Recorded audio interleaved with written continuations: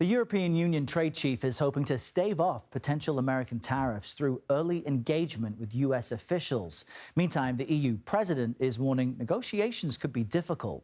Earlier this week, President Trump told reporters EU nations don't import many American products, but that the US takes cars, food and farm products from the bloc. Trump hopes tariffs might even out what he views as a trade deficit. Let's bring in New York Times reporter Lynsey Chutel now to talk more about this potential tariff war. How is the EU responding to Trump's threat? Certainly he had hinted this would be coming while he was campaigning.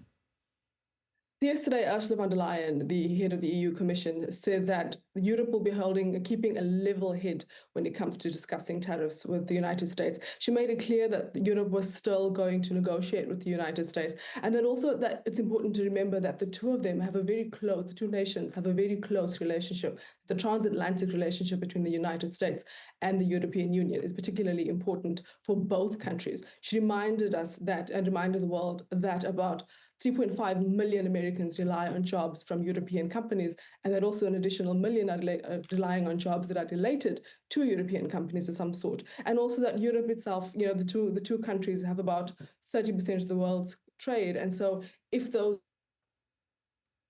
two are fighting, it does upend things. But she is clearly making the point that they are open to negotiations. And she said, not just because of the history the two regions have, but simply because it's smart business for everyone. But Lynsey, the Trump administration is ruffling feathers in Europe in other ways also. Last week, Secretary of State Marco Rubio said the U.S. bid to take control over Greenland is not a joke. Greenland's an autonomous territory in the Kingdom of Denmark. So what are Danish leaders saying about that? Yeah, we know that Denmark is taking this seriously. Last week, Denmark's Prime Minister, Frederik Mette, traveled around the European Union discussing sort of shoring up allyships with in Germany, in France, and with NATO. It was a show to say that Europe stands allied and stands with Denmark. What we do know, for example, yesterday is that Greenland voted to prevent foreign aid from coming into Denmark, and therefore not foreign aid, my apologies, to prevent foreign funding of political missions in Greenland. And that's important because observers in Greenland say that their concern is that Mr. Trump or his allies or people who have interest in Greenland might try and use sort of an ethnic division within the country, within their region, because we know that Greenland has a large Inuit population. And so there is a concern that that might be manipulated to make sure that Greenland sort of moves away from Denmark.